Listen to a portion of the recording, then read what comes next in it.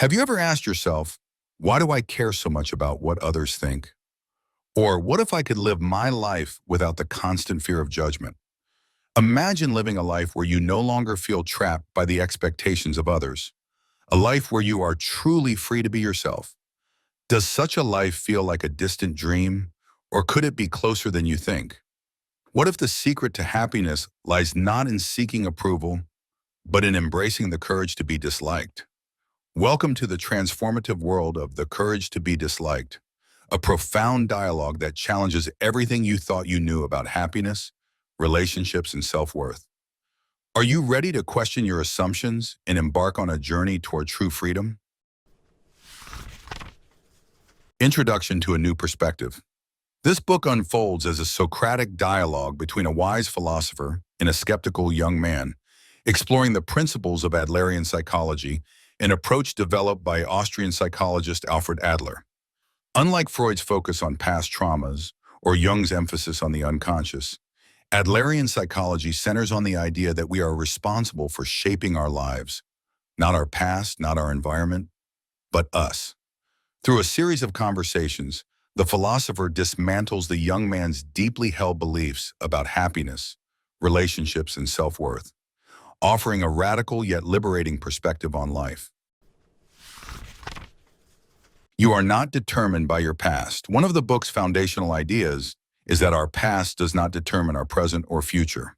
While many of us believe our lives are shaped by childhood experiences and external circumstances, Adlerian psychology suggests otherwise. According to Adler, our behaviors are goal-oriented rather than cause-driven. This means that we are not controlled by what has happened to us, but by the objectives we set for ourselves. For example, if someone struggles with low self-esteem, it's not because of their difficult childhood, but because they have unconsciously chosen to avoid responsibility by clinging to their insecurities. The philosopher explains that instead of blaming the past, we must take ownership of our choices and focus on the present. Happiness is about contribution, not recognition. Most people equate happiness with being liked, respected, or admired by others. However, the philosopher challenges this notion, arguing that true happiness comes from feeling useful and contributing to the lives of others, not from seeking external validation. This shift in perspective is both freeing and empowering. We no longer have to chase approval or fear rejection. Instead, we can focus on creating value in our own unique way. The idea is simple yet profound. When we stop trying to please everyone, we open ourselves to a life of authenticity and deeper connections. The concept of separation of tasks. One of the book's most practical ideas is the separation of tasks, which involves distinguishing between what is your responsibility and what belongs to others. Many of us take on unnecessary burdens by worrying about how others perceive us or trying to control their reactions. The philosopher explains that our job is to do what we believe is right, and it's up to others to accept or reject us. Conversely, we must also allow others the freedom to live their lives without interference. This principle fosters healthier relationships by reducing conflict and encouraging mutual respect. The courage to be disliked. At the heart of the book lies the concept of the courage to be disliked. This idea challenges us to let go of our fear of rejection and embrace the possibility that not everyone will like us, and that's okay. Often, our desire to be liked leads to self-sacrifice and inauthenticity.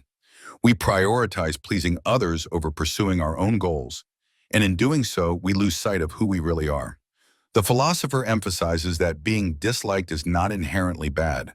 Rather, it is a natural consequence of living authentically. When we focus on living according to our own values, we free ourselves from the need for approval and discover a deeper sense of self-worth. Freedom through self-acceptance. Self-acceptance is another cornerstone of the book.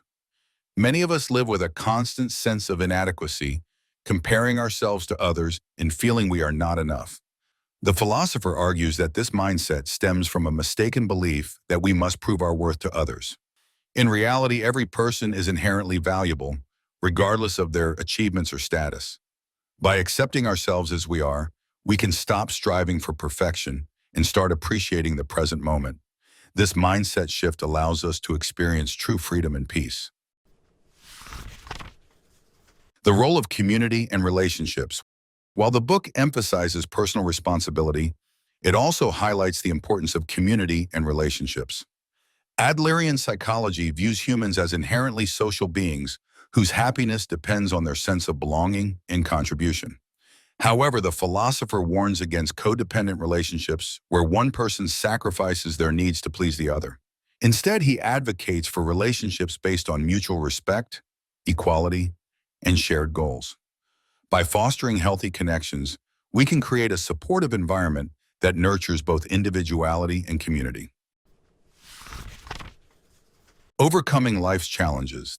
The young man frequently challenges the philosopher, questioning whether these ideas are practical in the face of real-life struggles like failure, rejection, or loss. The philosopher responds by emphasizing the importance of mindset. Life is not about avoiding challenges, but about finding meaning and growth through them. By focusing on our goals and staying true to our values, we can navigate difficulties with resilience and grace. The philosopher also encourages the young man to view failure not as a reflection of his worth, but as a valuable opportunity to learn and grow. Living a life of courage. The ultimate message of the book is one of empowerment. We are capable of shaping our lives, no matter our circumstances. Living authentically requires courage. The courage to face rejection, to take responsibility for our choices, and to embrace imperfection. This kind of freedom can feel daunting, but it is also deeply liberating. The philosopher reminds the young man that life is not a competition. There is no need to compare ourselves to others or strive for unattainable ideals.